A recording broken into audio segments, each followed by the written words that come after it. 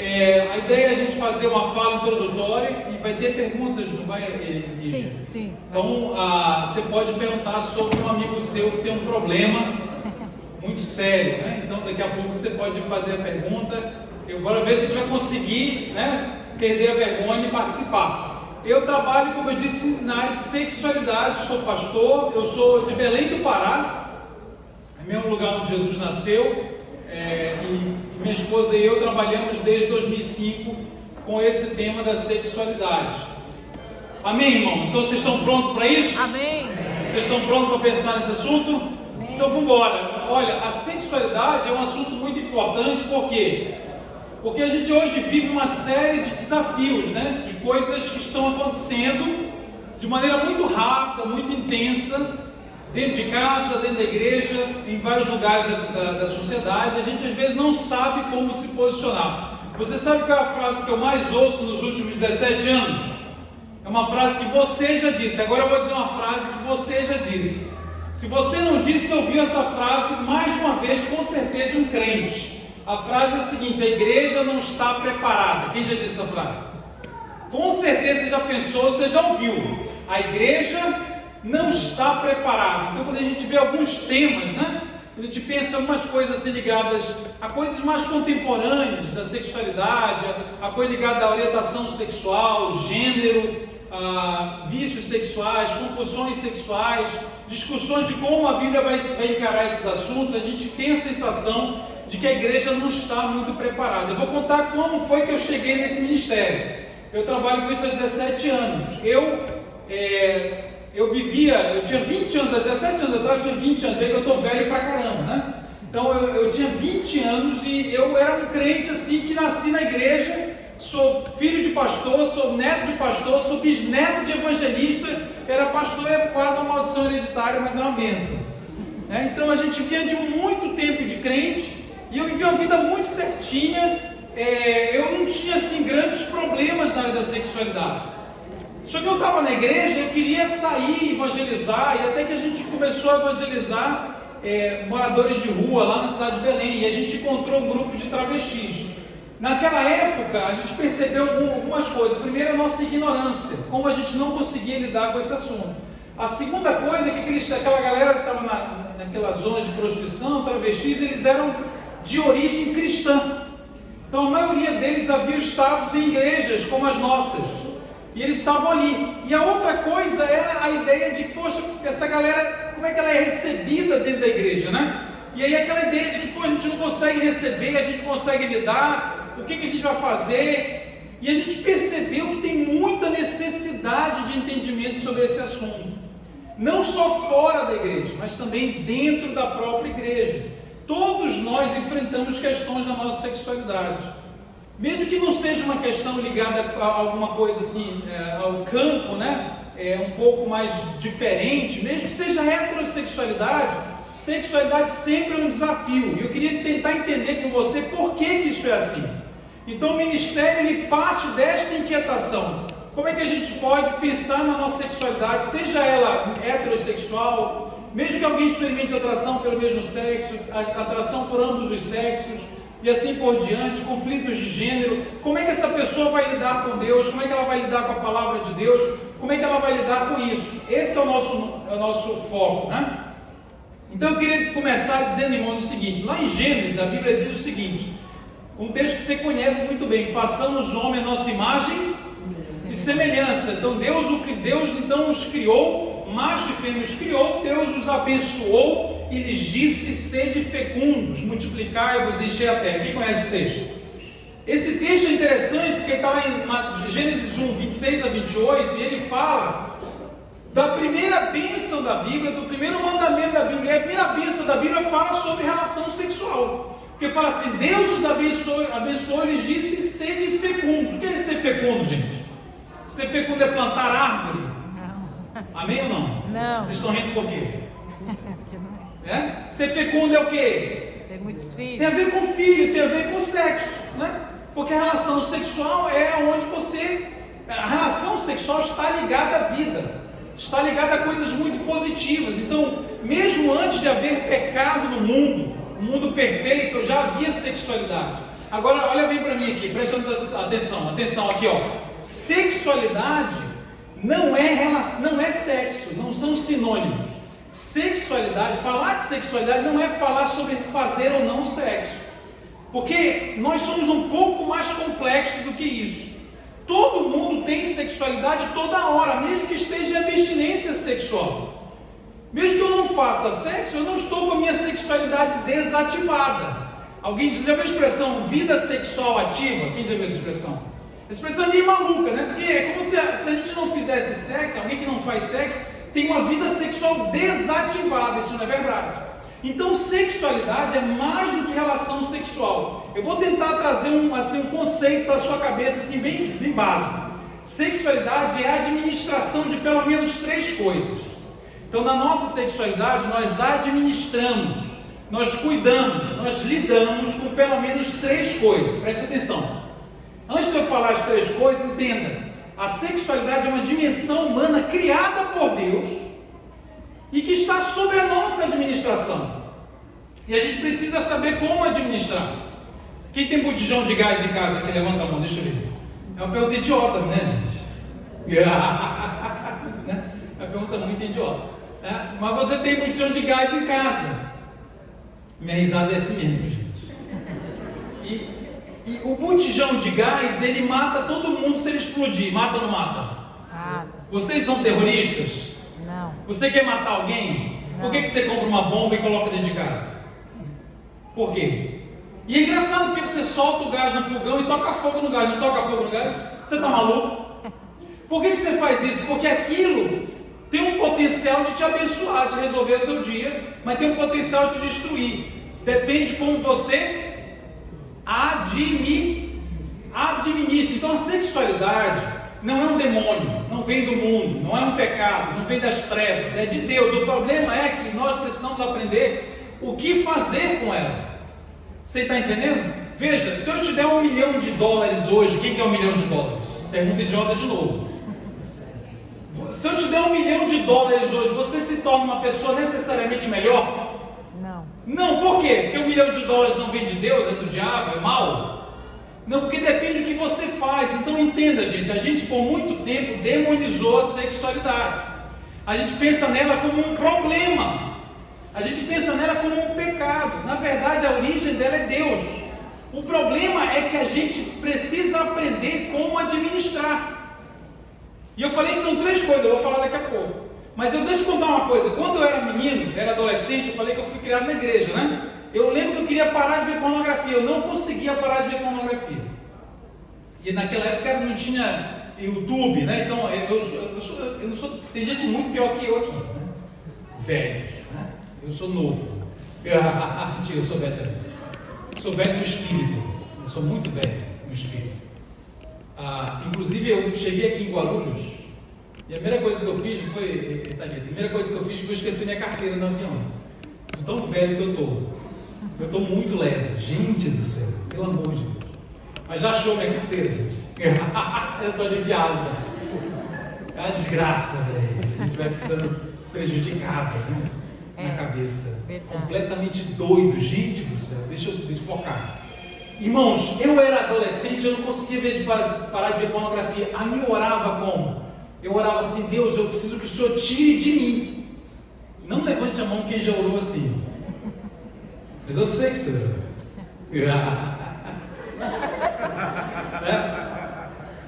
Eu orava assim: Deus, tira de mim. Eu não quero lidar com isso. É como se eu quisesse devolver para Deus.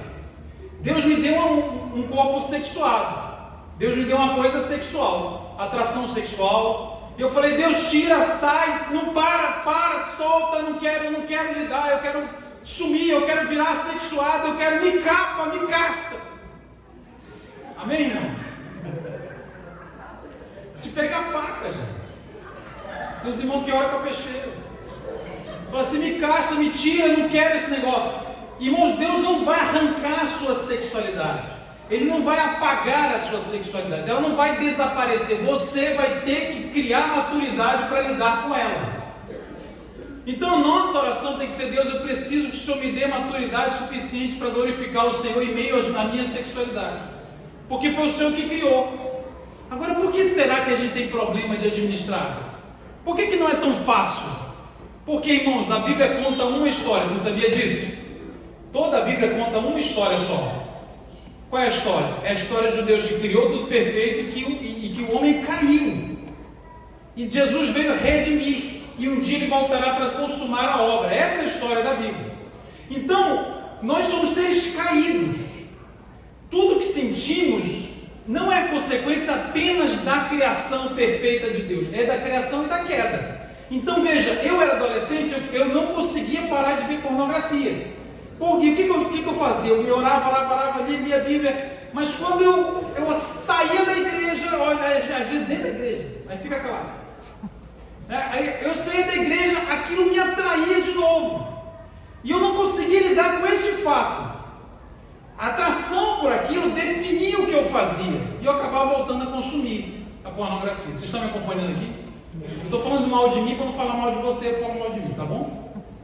Daqui a pouco eu vou falar mal de você. Cara, uma fofoca numa ilha, né, mano?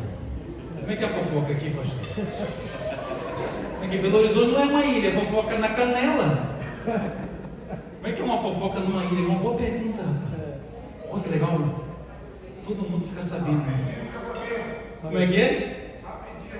Não, você já sabe de tudo, né? Eu perdi minha carteira em Guarulhos, o pessoal já veio aqui comentar. Já achou tua carteira? Falei, mano, eu nem disse pra ninguém, mano. Mas você está numa ilha, irmão. É Lost. Amém. Por que eu lembrei de Lost? Muito inútil. E aí, veja, a minha sexualidade, eu tinha que olhar para isso e falar, Deus, o Senhor vai fazer com que isso não seja atraente para mim? Não. Eu vou ter que lidar com os meus afetos. Então, as três coisinhas que nós administramos na sexualidade, preste atenção agora. São três coisinhas. A primeira, sexualidade diz respeito à administração dos nossos afetos. Eu vou tentar explicar o que é isso. Sexualidade diz respeito à administração de uma coisa chamada desejo. Amém, irmão? Como diria a vaca.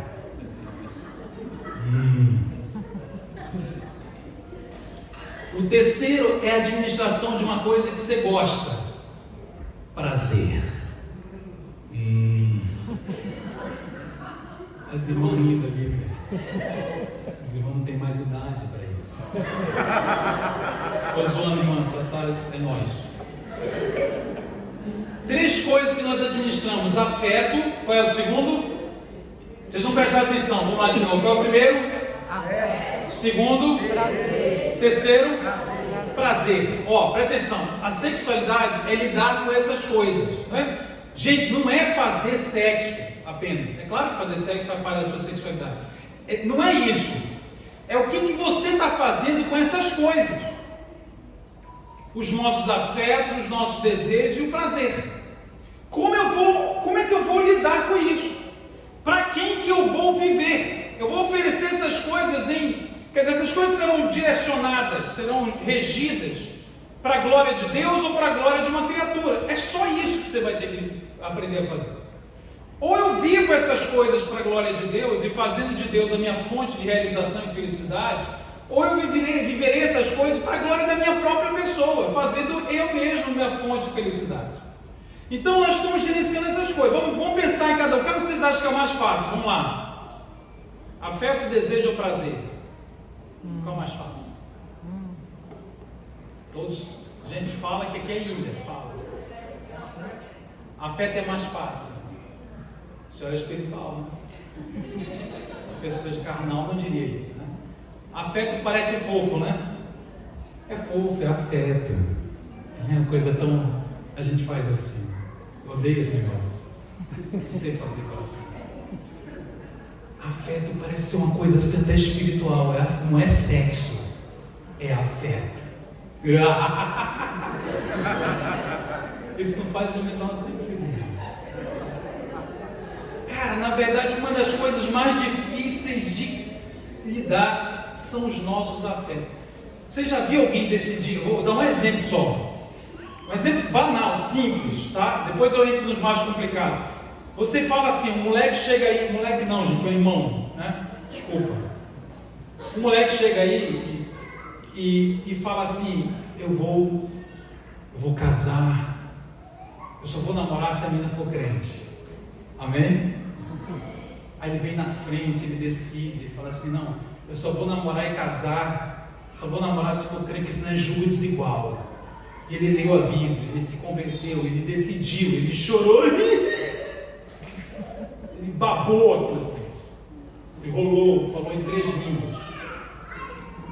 Passou uma semana, vamos colocar uma menina que é melhor? A menina decidiu, só namora se o cara for crente. Passa uma semana, ela está apaixonada por um endemoniado.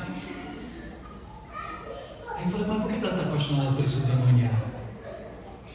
Se ela decidiu uma coisa, é que os seus afetos, eles não obedecem exatamente às suas decisões de fé. Quantas vezes você já quis não gostar de alguém e não conseguiu? Não balance a cabeça, você está se entregando, é uma ilha. Quantas vezes você quis parar de gostar de uma pessoa? Falei, cara, por que eu não consigo esquecer esse infeliz endemoniado do diabo?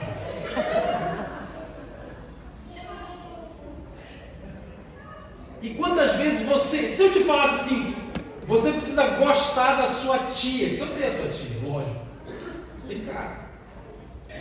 Sabe aquela pessoa que você não gosta? Não é sua tia, não, estou brincando. É seu cunhado. Se eu falar assim, você tem que gostar do seu cunhado, você fala, não consigo. Aonde é que eu consigo um botão para gostar das pessoas? Porque afeta uma reação. Olha para mim, afeta uma reação. Afeta tem a ver com as suas emoções, com os seus sentimentos, com o seu humor. Afeta uma coisa que vai acontecer. Você e eu vamos ter que lidar com isso. Por isso que muitas das nossas ações são guiadas pelas nossas reações afetivas. E isso pode ser um problema. Frequentemente as suas decisões não são feitas baseadas na razão, é baseado nos afetos. Por exemplo, você vai escolher uma coisa para comer. Você baseia a escolha na razão? Você vai comprar uma Coca-Cola e você fala, deixa eu analisar a Coca-Cola. É isso que depois que você deu volta, você fala, é isso que eu preciso para mim hoje. Aí você toma, é isso que você faz? Não, você dá propaganda, mostra um cara magro. Entendeu? E feliz, você quer a felicidade. Então o afeto ele vai mexendo com a gente. E a sexualidade pode estar muito ligada ao afeto. Sabe, o se sentir bem, o gostar, às vezes não tem nem sexo no negócio e tem muita dependência afetiva. Então essa é uma área muito difícil. E tem muita busca afetiva na sexualidade. O segundo elemento que eu falei é desejo. Aqui a gente precisa falar bastante, presta atenção. Eu vou usar a expressão atração sexual, tudo bem? Tudo bem. Eu vou tentar explicar para você o que é atração sexual. Por quê? Porque a atração sexual é uma das coisas mais mal interpretadas na igreja hoje. Então preste atenção no que eu vou falar aqui agora, é muito importante. É uma das coisas mais mal interpretadas na igreja hoje. Como lidar com a atração sexual? O que é atração sexual? É uma reação. Da mesma forma que os afetos são reações, atrações sexuais são reações também. Preste atenção. Eu vou usar meu exemplo de novo, tá? Então, gente, eu estou bem, tá? Não estou mal não, mas eu estou falando de mim para não falar de você. Eu era solteiro e eu queria fazer tudo certo. Eu queria casar certo, né? Casar certo é uma expressão errada. Mas eu estava vivendo a minha vida e eu queria ter atração só pela minha esposa, futura esposa. Eu consigo fazer isso, eu conseguia fazer isso. Eu conseguia fazer com que só a minha futura esposa me atraísse, porque afinal de contas eu não queria pecar. Então eu conseguia fazer alguma coisa para ficar offline, para ficar sem atração nenhuma. Aí quando surgisse a minha mulher no acampamento, geralmente é no acampamento de adolescente, lógico. Mas no caso de jovem, né? De adolescente é para namorar. Mas eu conheci ela no acampamento mesmo, droga. Só que eu era pregador já, tá? Então para de falar mal de mim. Eu já era pregador. Aí eu queria não ter atração por nada e ela surgisse assim. E quando Quando ela surgisse, aí eu teria uma atração fatal.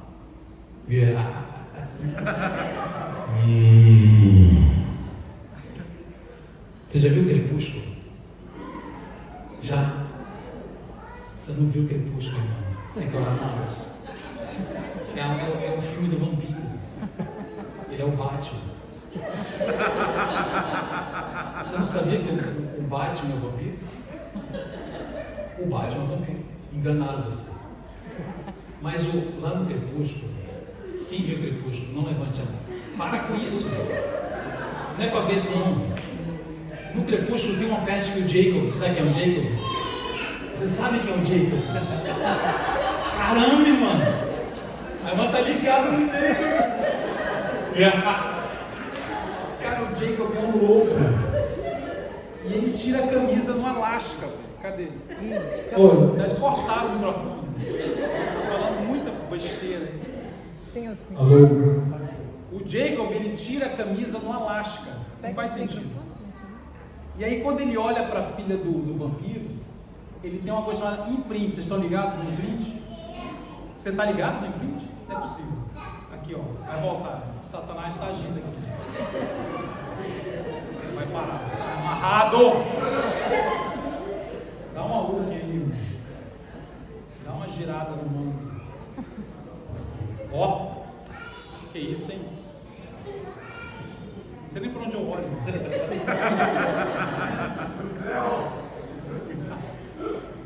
O pessoal está boicotando a palestra. Fala assim, não gostei. O pastor mandou desligar. Não vai funcionar, irmão. Deus, ele não está querendo que eu fale. Alô? Ó, tá abafadão, tá, gente? Vai melhorando o agudo aí, irmão. Sei lá o que é. Aí.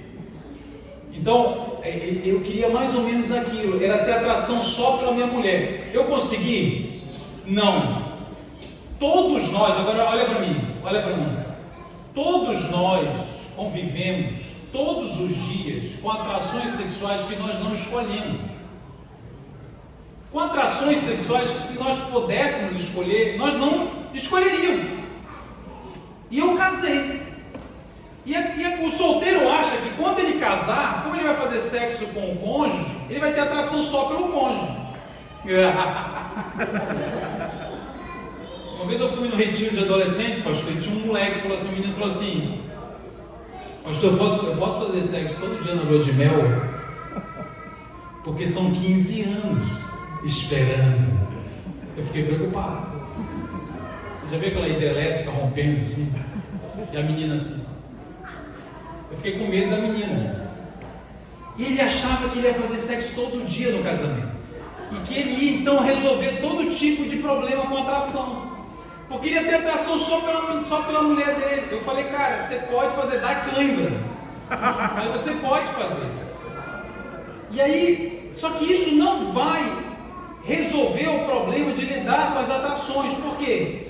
Porque quando a gente casa, de novo, as coisas continuam atraentes. Quem já ouviu dizer que homem é pelo que vê e mulher é pelo que ouve? Já ouviu isso aí? Já. Irmão, deixa eu lhe falar uma coisa. Presta atenção. A mulher, tudo bem que ela pode ser menos visual, mas ela não é cega. Amém, irmãos? Amém. Ela sabe que você é feio. Não é, eu não sei, é feio, não sei, deixa ele falar alguma coisa. Não, ele é feio. Quando ela vê você, ela fala, uma pessoa feia. Entendeu? Ela não é cega, não. Então assim, você lida com coisas atraentes. Não porque eu quero. Eu não quero. A Gisele Bündchen não era para ser atraente, irmão. Eu não casei com ela. Então ela é atraente e eu tenho que lidar com isso. Nós lidamos com afetos e atrações que nós não escolhemos ter. Nós escolhemos o que fazer com essas atrações. Amém. E não adianta você falar, Deus, eu preciso que o Senhor tire de mim, que o Senhor me faça assexual.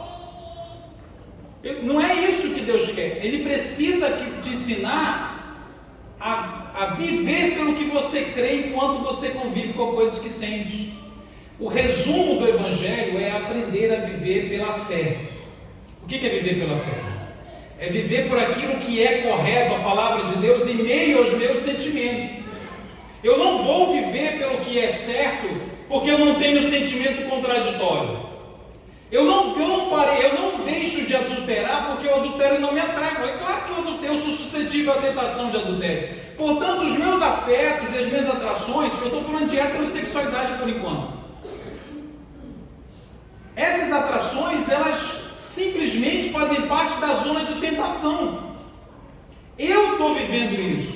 Você está vivendo isso. Aí que a gente começa a imaginar, poxa, mas e se o cara não tem atração só pelo sexo oposto? Será que essa pessoa escolheu não ter atração só pelo sexo oposto? Ela escolheu ter atração pelo mesmo sexo? Irmão, do mesmo jeito que você não escolheu, ninguém escolhe. As pessoas escolhem o que fazem com as atrações que têm. Eu não me liberto de uma atração por adulterar com a mulher quando nenhuma mulher no mundo mais me atrair. Eu me liberto quando qualquer atração que eu venha experimentar não define quem eu sou e o que eu faço. Amém. Porque eu começo a ver, eu vou viver para quem? Diante do meu sentimento, eu vou escolher viver como? Todos nós estamos fazendo essa pergunta. A pergunta mais importante não é o que você está sentindo. Então, se eu tenho um filho, uma filha que chega comigo, pai, eu tenho atração pelo mesmo sexo, o maior problema do meu filho e da minha filha não é esse. Como assim não é? Não é. Aliás, eu vou fazer uma afirmação mais categórica. A questão sexual que você está enfrentando, ou que alguém da sua família está enfrentando, olha para mim, não é a maior questão da vida de ninguém. Nunca a questão sexual é a maior questão. Não estou falando que não é uma questão, estou falando que ela não é a maior. Você sabe qual é a maior? Sempre. Você sabe qual é a maior? A mais difícil? A mais importante? A maior é para quem nós estamos, para quem nós vamos viver. Quem nós amamos mais. Os pais me pedem para conversar porque o adolescente disse, o adolescente foi criado na igreja e minha filha está namorando uma menina. Os pais estão desesperados porque eles acham que o problema todo é a questão, o fato dela namorar uma menina. E é claro que a Bíblia é clara, né? A Bíblia é clara sobre a prática homossexual. Eu não estou aqui para defender essa prática. Eu não tenho dúvida nenhuma que para a palavra de Deus, a relação homossexual, a prática homossexual é pecado. Eu não tenho nenhuma dúvida com relação a isso. Então isso não está, na minha cabeça, isso não está sendo discutido. Eu não tenho assim, ressalvas. Eu entendo que globalmente as escrituras consideram a prática homossexual como pecado. E não interessa se ela tem amor envolvido, se ela tem fidelidade, se casou, se é monogâmico. Para as escrituras é uma prática de pecado porque não realiza a vontade de Deus impressa em Gênesis, que Deus criou o homem para o sexo, para unir, para o casamento, e para o casamento entrou a mulher. Então a relação homossexual nunca vai poder cumprir essa questão. Então eu não tenho dúvida sobre a prática. Agora, irmãos, se a gente não separar o que é atração de prática, nós vamos maltratar as pessoas, colocando sobre essas pessoas um jugo que nós não estamos carregando. Porque, eu repito, a sua atração pode ser totalmente heterossexual e ela pode destruir o seu casamento. Verdade. Eu não preciso de nada além das atrações pelo sexo oposto para acabar o meu casamento e o meu ministério. Na igreja nós temos milhares de pessoas que têm um problema de heterossexualidade. Eles não conseguem parar de ver pornografia. É heterossexual porque a pornografia o atrai. E ele não consegue administrar isso. E essa atração o define o que ele faz. Quantos adultérios você conhece? Você já ouviu falar? Tudo heterossexual. Então, se a gente não separar a atração de comportamento, a gente vai colocar fardos na cabeça de alguém que Deus não mandou a gente colocar, por ignorância nossa. Então veja, quando eu disse que a Gisele Bündchen é atraente para mim, você achou até engraçado. Se eu chegasse com um grupo de homens na minha igreja e falasse assim, igual o rei Davi, irmãos, o rei Davi é uma pessoa espiritual? Amém ou não? Amém. Mas você não apresenta sua mulher para ele. Porque o rei Davi, irmão, Ele foi tentado com a vizinha, ele abate, a famosa bate. E ele foi lá e pegou a vizinha. Poxa, se eu chego com os homens da minha igreja e falo, cara, me ajuda, eu estou sendo tentado. Tem uma mulher e o Instagram.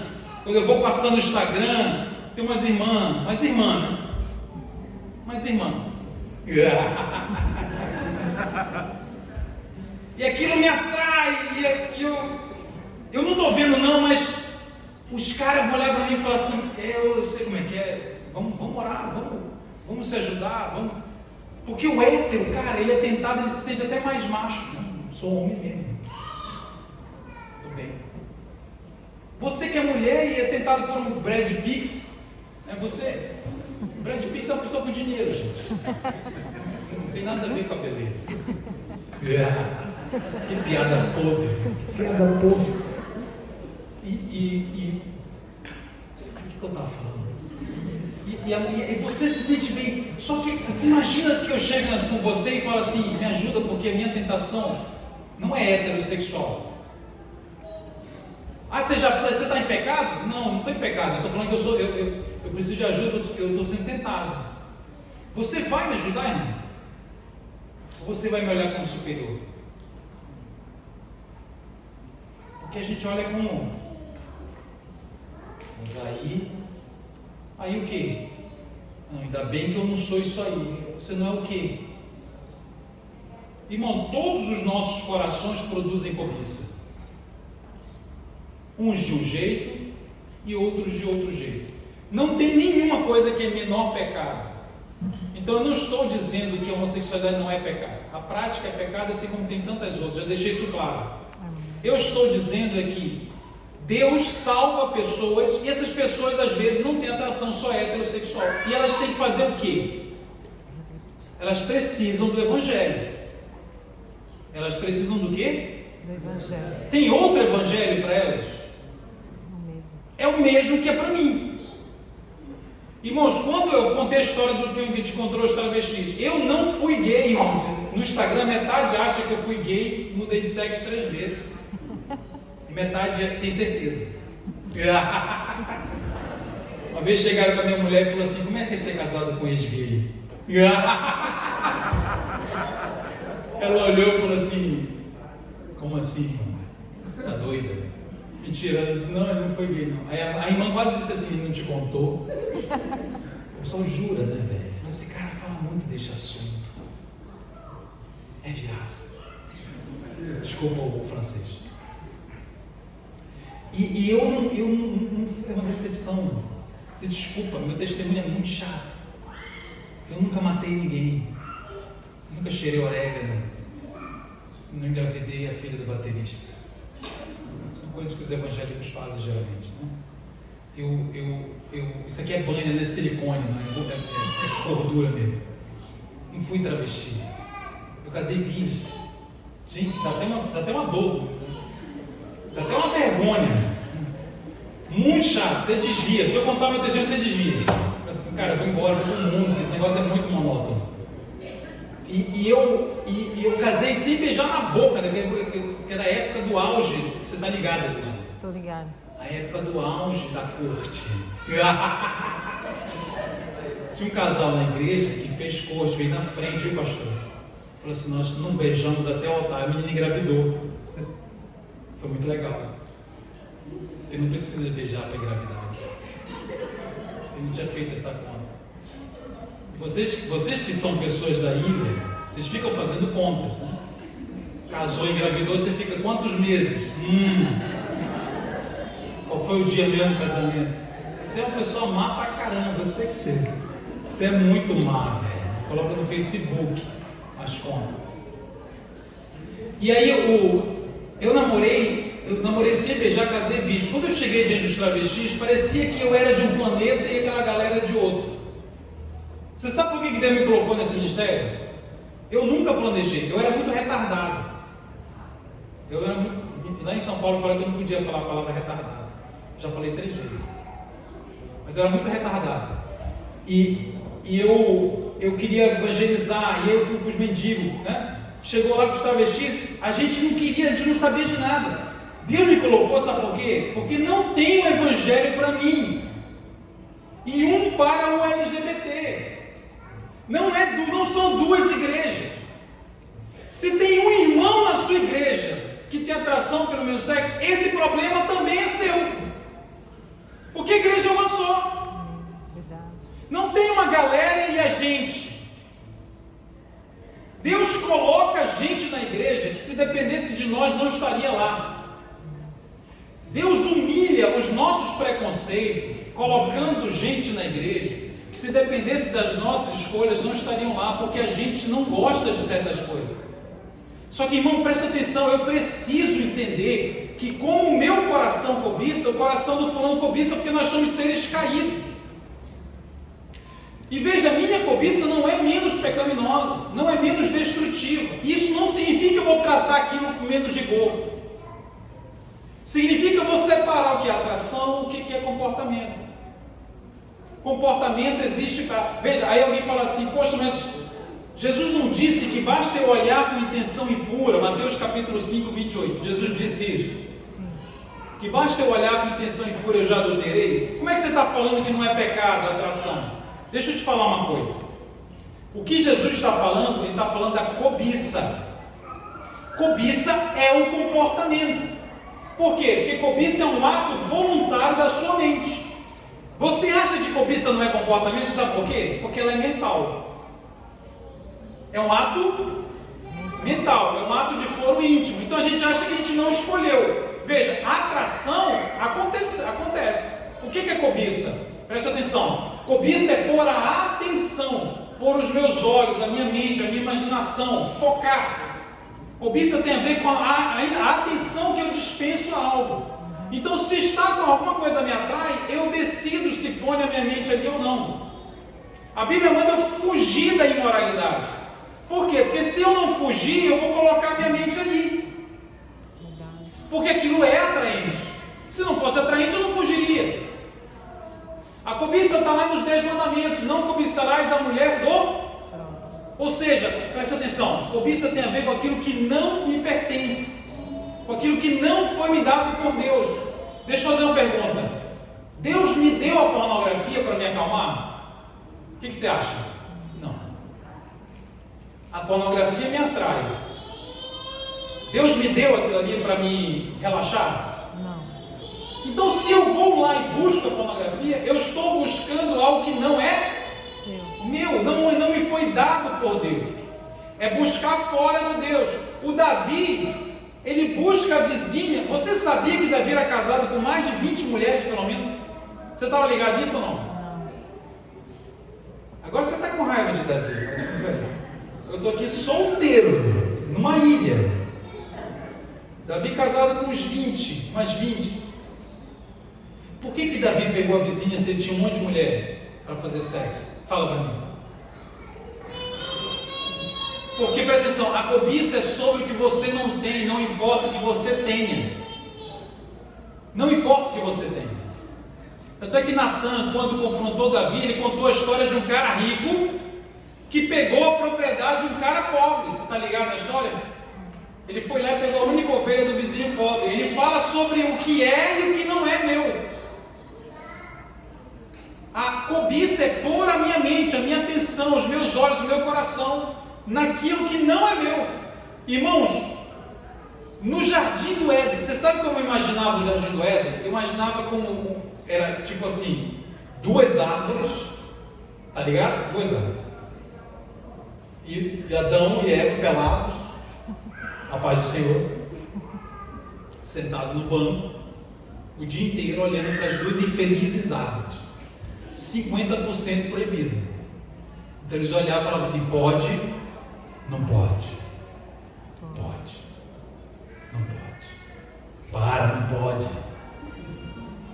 Aí veio o pet da Eva. Sabe qual é o pet dela? A serpente.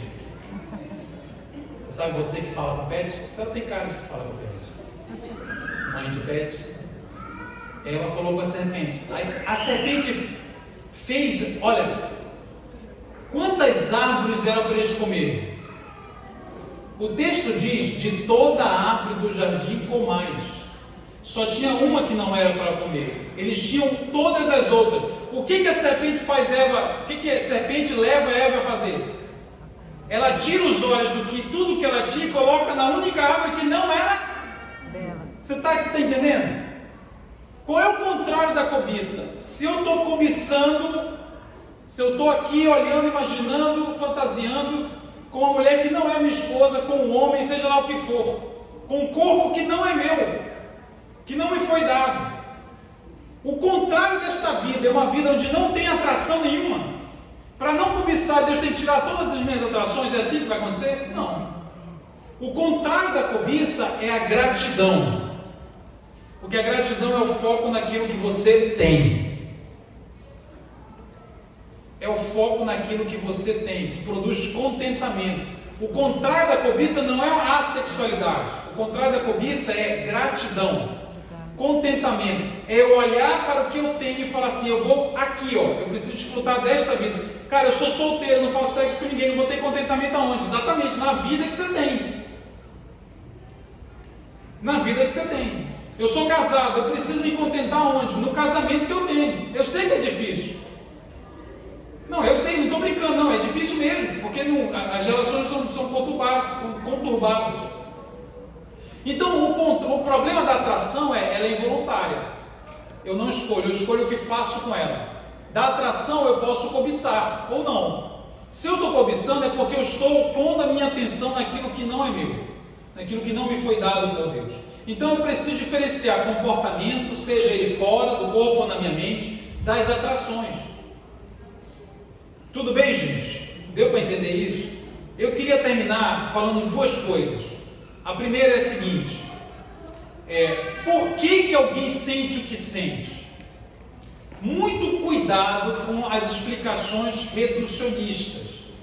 Eu vou citar alguns exemplos de explicações equivocadas. Fulano tem atração pelo mesmo sexo. Por que ele tem essa atração? A pessoa diz assim, isto é um demônio. Essa explicação está equivocada.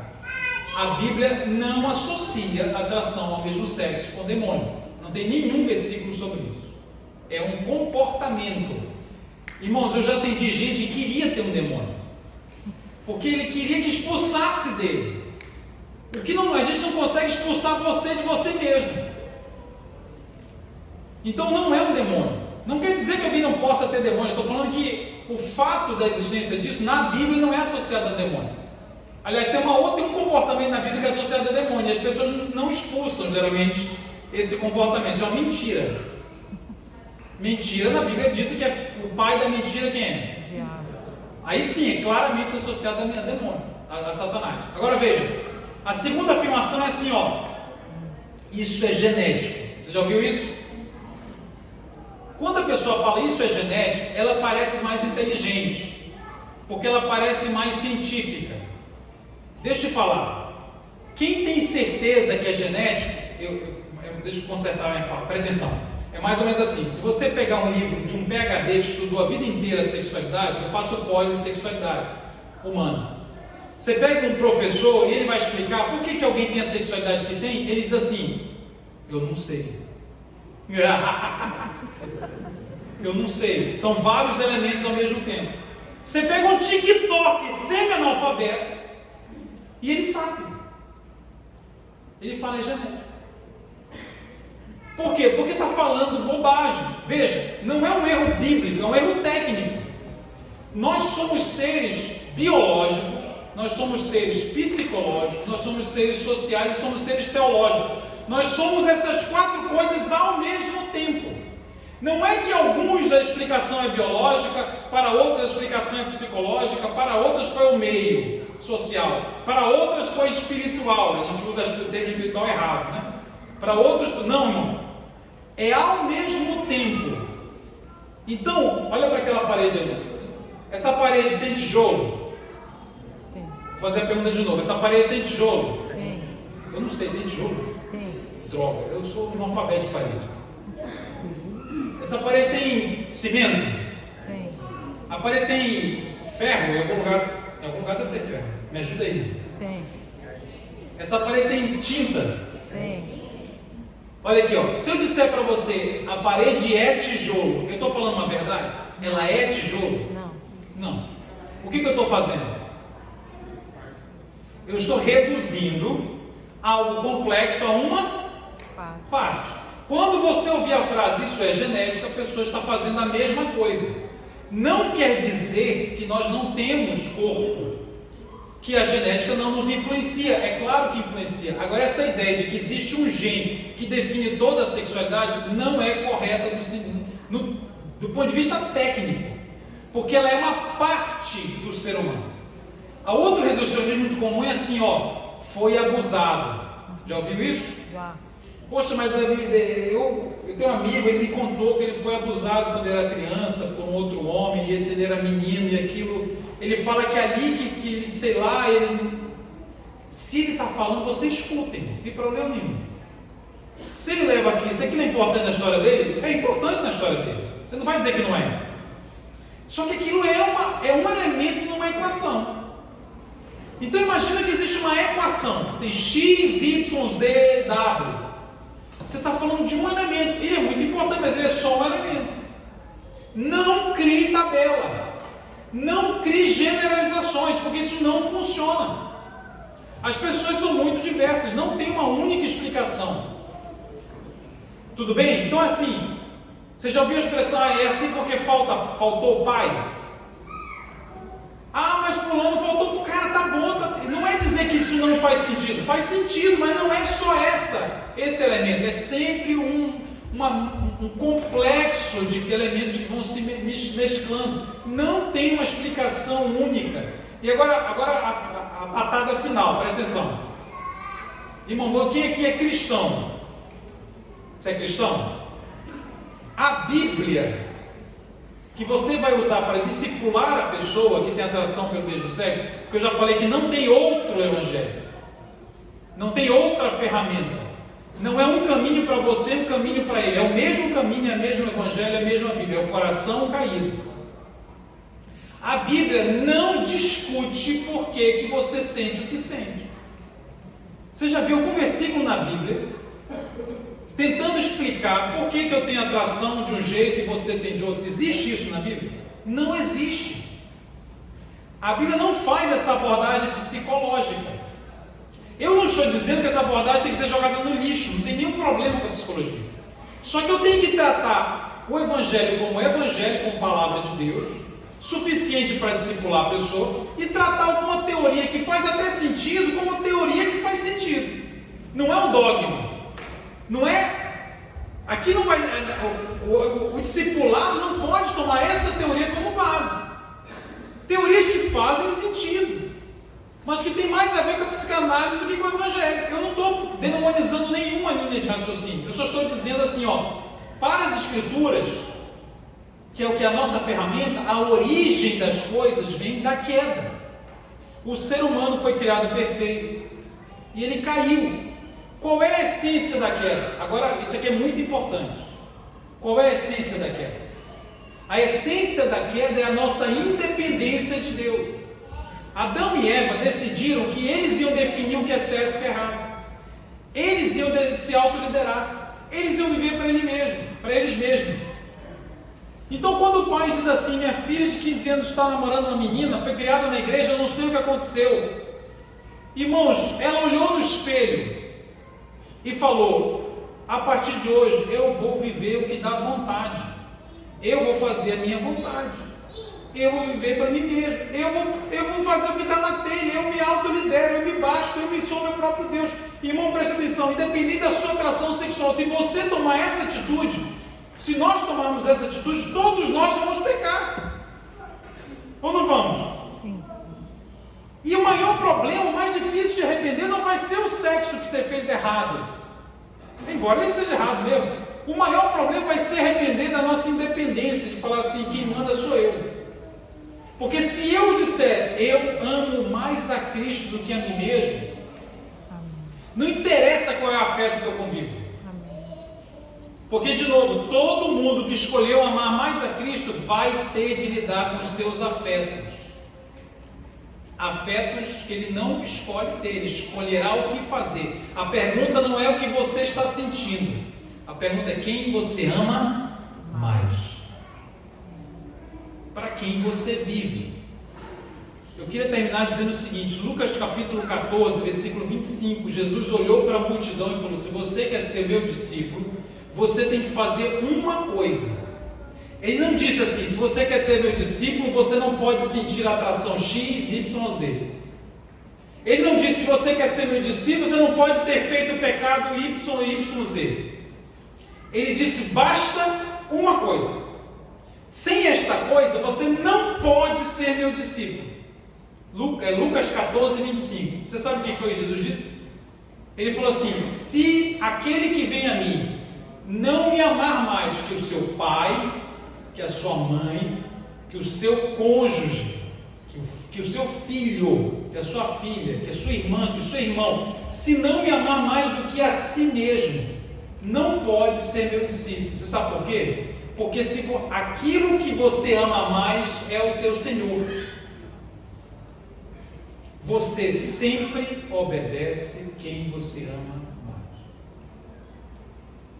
Então, se você está vivendo em pecado, é porque você ama alguma coisa mais do que a Deus. E não adianta ficar falando para você parar de pecar. O seu comportamento é apenas o reflexo.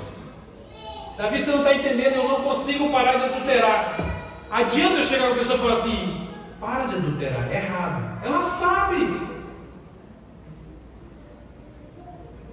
Você já fez uma coisa sabendo que está errado? Eu via pornografia adolescente e eu sabia que estava errado. Por que eu fazia se eu sabia que estava errado? Porque não é sobre o que você sabe, é sobre o que você ama. É para quem você está vivendo. Se você está dizendo eu vou viver para mim, meu querido, você pode ser hétero 300%, você vai para o inferno. Você não vai conhecer a Deus. Você não vai se tornar discípulo de Cristo. Não interessa qual é a sua sexualidade, porque a sua sexualidade é apenas o subproduto daquilo que governa o seu coração. Então veja, nós precisamos parar de olhar para os comportamentos, ficar tudo escandalizado por causa do comportamento. Olha para o coração, é a idolatria do nosso coração que é o problema. É quem nós estamos amando mais. E tem uma falácia no mundo de hoje que diz assim: mas como é que Deus pode ser contra o nosso amor? Você já viu isso? Já. Eu amo a fulana. Deus é amor. Como é que Deus é contra o nosso amor? Deus não é amor? Irmão, deixa eu tentar te explicar. O amor é exatamente o nosso problema. O problema é esse, é que a gente não sabe amar como Deus quer que a gente ame. Presta atenção. Quando perguntaram para Jesus como é que resolve, perguntaram assim, vou parafrasear: eu quero obedecer a lei de Deus. Quais são os 2 mandamentos que eu tenho que entender? O que ele falou? Aí alguém diz assim: Jesus disse: amarás ao Senhor teu Deus. Ele falou sobre amor, não foi?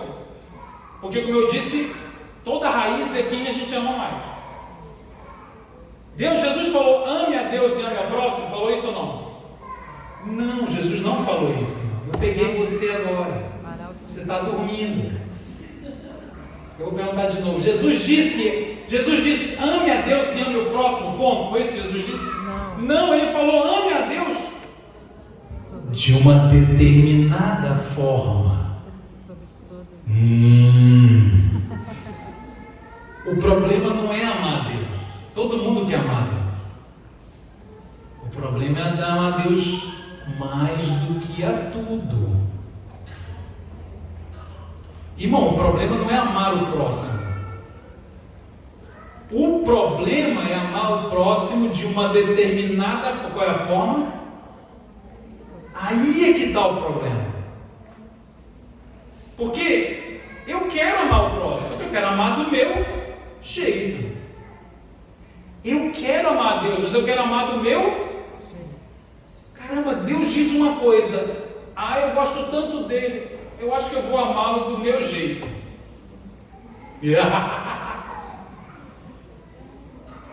Irmãos, tudo que Deus está nos ensinando é amar do jeito que Ele mandou que a gente ame, porque se depender só do nosso coração, nós não amamos a Deus sobre todas as coisas, nós vamos amar alguma outra coisa que nós não deveríamos amar, nós não sabemos amar.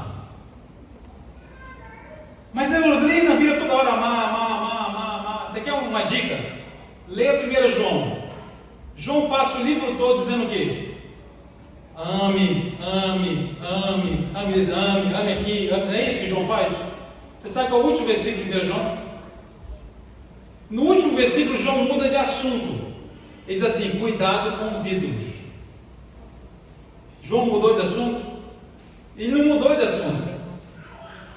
Porque este é o problema. Nós amamos de uma forma idolátrica e cobiçosa. Nós não amamos. Se depender só do nosso coração, nós não amamos como Deus quer.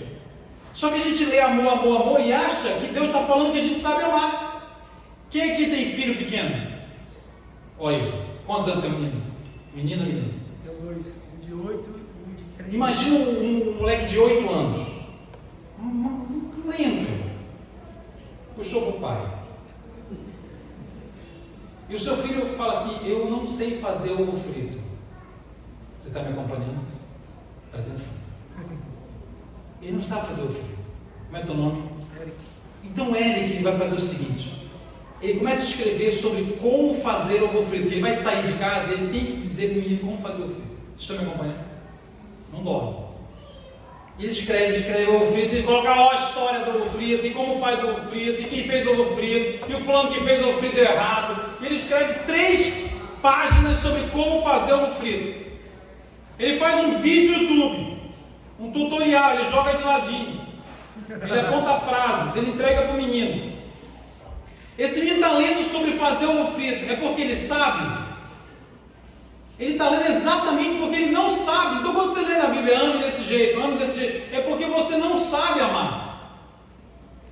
Eu já escrevi isso no Instagram várias vezes. Na frase Deus é amor, a palavra mais importante não é amor. A palavra mais importante é Deus. Deus define o que é amor, não é a minha experiência afetiva, que eu chamo de amor, que define a natureza de Deus. Então a gente tem de entender a maior questão, que eu quero terminar com isso. A maior questão da sua sexualidade é quem você ama mais, para quem você vive. Porque se você está vivendo para você mesmo ou para alguma criatura, irmãos, você vai viver uma vida de pecado. Se você decidir amar mais a Cristo, você vai lidar com os seus afetos, com as suas atrações, e vai decidir: não vivo mais eu, mas Cristo vive em mim. O viver que agora tenho nesta carne, vivo pelo que eu creio. Então não fique culpado porque você tem atração XYZ. Quem tem atração pelo mesmo sexo não está no nível inferior de quem tem atração pelo sexo oposto. Está lidando com as atrações da vida, que estão lidando com as tentações. Então a gente precisa se ajudar. E a gente precisa tirar fardos da cabeça da pessoa que não existe. E focar no Evangelho. O Evangelho é para quem nós vivemos. Amém? Amém. Vamos fazer as perguntas? Vamos. Vamos lá?